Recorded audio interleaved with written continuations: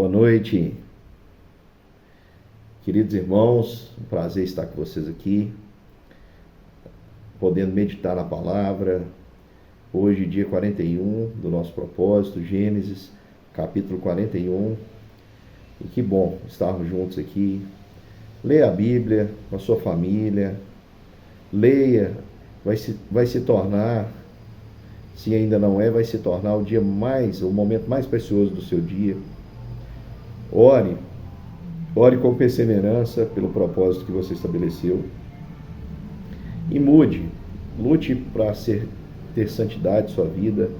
Tire da sua vida aquilo que te prejudica, o que faz mal a alguém que te ama. Mude um hábito, lute para mudá-lo durante todo esse ano. Nós estamos juntos para poder meditar mais um pouquinho na palavra de Deus. E hoje, no capítulo 41, eu quero chamar a sua atenção para alguns aspectos interessantes. Desde o princípio, eu tenho falado para você que José recebeu um sonho da parte de Deus, foi colocado no coração dele um sonho, e ao mesmo tempo foi colocado as circunstâncias adversas. Isso parece ser contraditório. Parece que Deus colocou algo no coração de José, e o mesmo Deus criou as dificuldades para que isso não acontecesse. E na verdade, isso é só aparência. É por isso que a Bíblia exorta ao justo a viver pela fé, por fé, e não por aquilo que vê. Se nós fôssemos analisar uma história de sucesso, na mente humana, lógica, racional, a gente pensa que são degraus, nós vamos subindo, até chegar ao topo.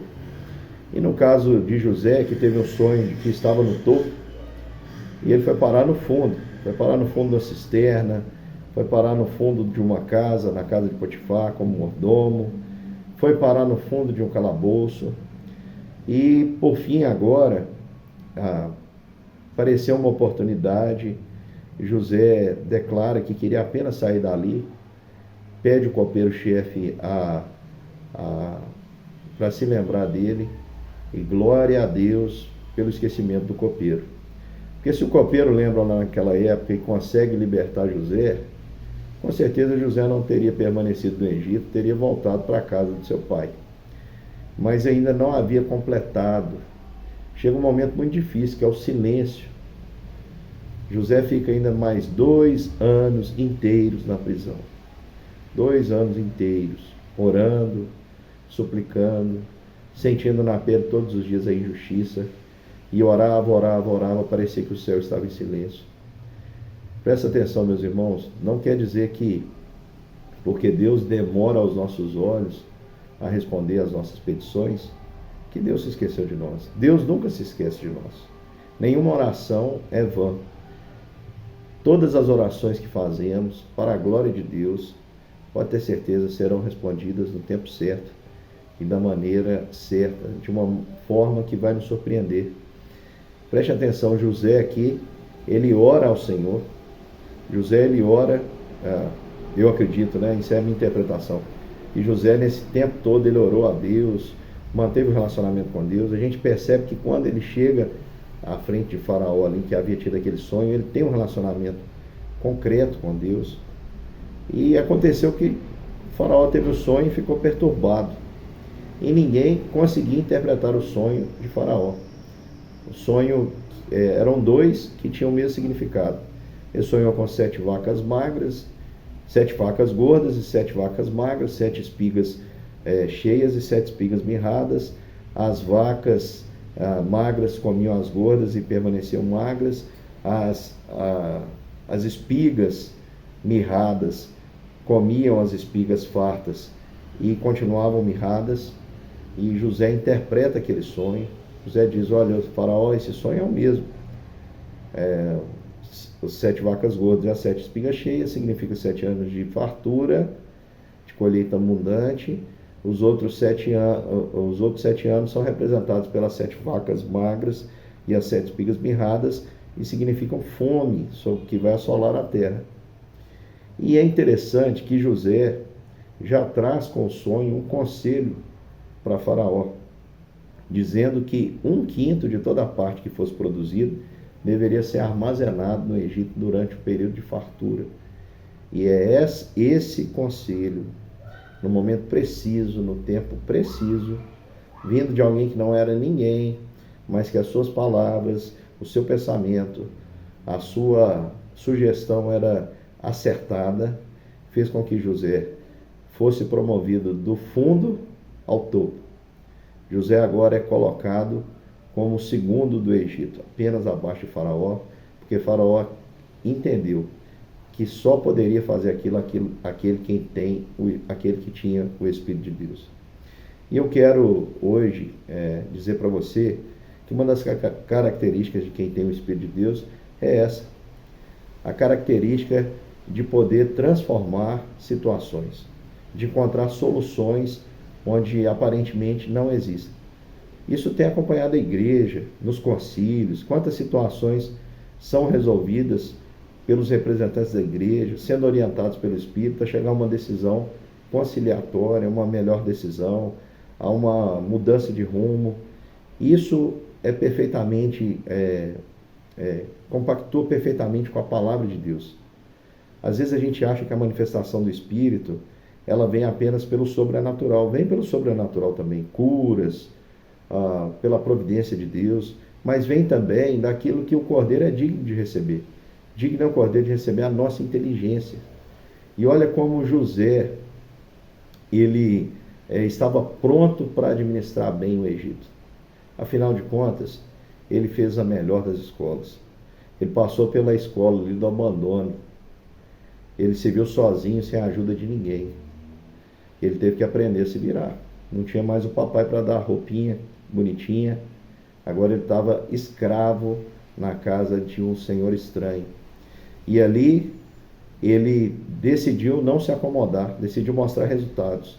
A Bíblia diz que ele se tornou um ótimo administrador, ao ponto de Potifar não querer saber de nada, senão da comida que ele comia, porque estava tudo muito bem administrado por José, a escola de José.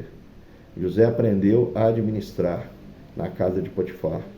E José aprendeu tudo que precisava aprender sobre o funcionamento da máquina pública, estando na prisão.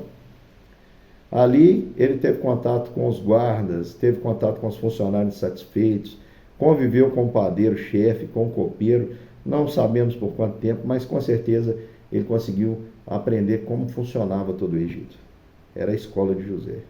E a gente aprende aqui o seguinte, que Deus, primeiro ele trabalha em nós, para depois trabalhar através de nós. José foi trabalhado para assumir essa função. E agora, com o Espírito de Deus, ele consegue dar esse conselho administrativo que vai mudar a sorte do Egito.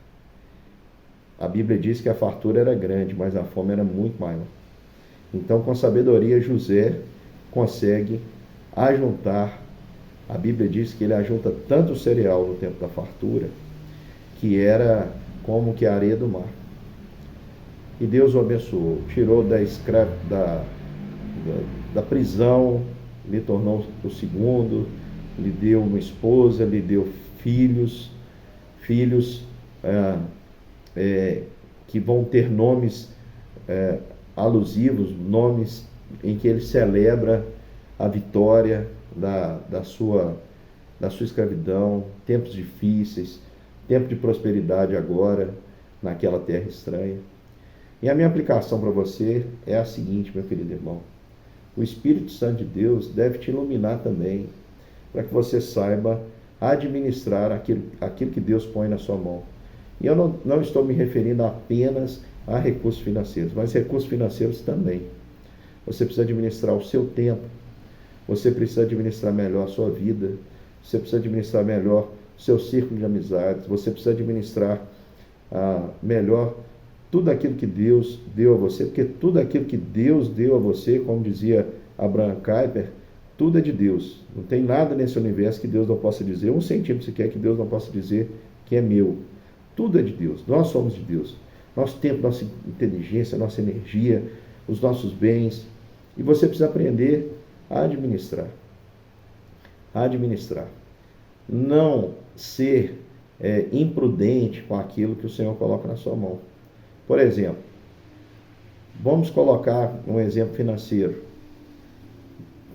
Todo mundo vive esse alto e baixo Às vezes nós ganhamos um dinheirinho que nós não estamos esperando, de repente a gente passa por uma dificuldade, surge uma surpresa aqui. Você precisa aprender a ter domínio próprio no tempo de fartura. Não quer dizer que você ganhou um dinheiro extra, que aquele dinheiro deve ser gasto, deve ser, enfim, a não ser que haja uma necessidade, mas você precisa planejar o seu futuro, até para que você possa socorrer o seu irmão. Não estou falando nada para egoísmo, não, sou contra pessoas que acumulam para deixar riquezas para que os seus filhos possam não passar pelo processo que eles passaram, não passar dificuldades, não enfrentar lutas, não saber o valor das coisas, se tornarem se tornarem homens e mulheres mimados e depois pararem de conversar aí por causa da repartição da herança. Não, nossos filhos têm que saber o valor de cada coisa, tem que aprender a lutar, tem que aprender a conquistar as coisas, tem que entender que o que nós temos não é deles, o que nós temos é do Senhor. O que você tem não é do seu filho, é do Senhor. Aquele discurso, mas eu não queria que meu filho passasse pelo que eu passei, você não gostaria, não? Você está errado, meu irmão. Você tem que permitir que o seu filho passe por aquilo que você passou. Você só é o que você é porque você enfrentou sofrimento na vida. Os pais que poupam os filhos de sofrimento, poupam os filhos de aprender o valor das coisas, o valor da conquista, esse sabor, estão criando os seres humanos frágeis. Nós precisamos aprender. A Bíblia diz isso. A Bíblia diz que a provação produz perseverança. É a provação que nos deixa mais robustos. José só se tornou o homem que se tornou, o líder que se tornou, que poderia ocupar o posto logo abaixo de Faraó, porque ele se tornou duro. Deus o tirou da proteção do papaizinho e o fez passar por situações que ele não esperava, para que ele se tornasse esse grande homem temente ao Senhor. E eu quero dizer para você, nos momentos mais difíceis da sua vida, não sei qual é o que você está enfrentando hoje, talvez você esteja vivendo esse momento, você ora e é só o silêncio de Deus, parece que Deus se esqueceu e que não existe mais oportunidade. Quero dizer para você que é nesse momento, muitas vezes, que o Senhor vem para mudar a nossa história. Esteja preparado, meu irmão.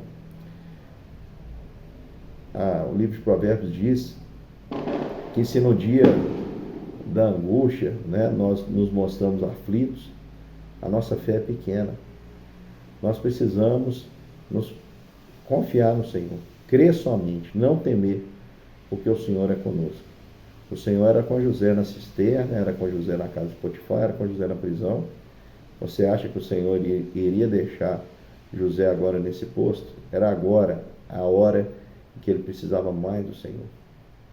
Eu tenho certeza que se José pudesse falar conosco, se nós pudéssemos perguntar para ele assim: José, você gostaria de não passar por essa experiência? Nós vamos ver que lá no final ele vai dizer que entendeu o processo de Deus. Porque Deus tirou dele tudo. Só não tirou dele uma coisa: a capacidade de crer e de sonhar. Então, meu irmão, hoje você pode estar passando por uma situação assim, se sentindo numa prisão sem saída. Não tem para onde correr. Não tem como fugir.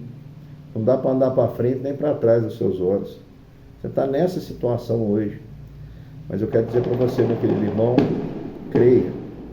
Porque a fé transpõe grades, paredes, prisões. E tudo é possível que creia. Creia. Creia que Deus pode mudar a sua sorte. Clame ao Senhor. Ele pode ouvir sua oração. Que Deus te abençoe. Você tenha uma excelente noite e até amanhã, com a graça de Deus. E nós louvamos o Senhor por termos vencido mais uma semana nesse propósito. Um grande beijo e até mais.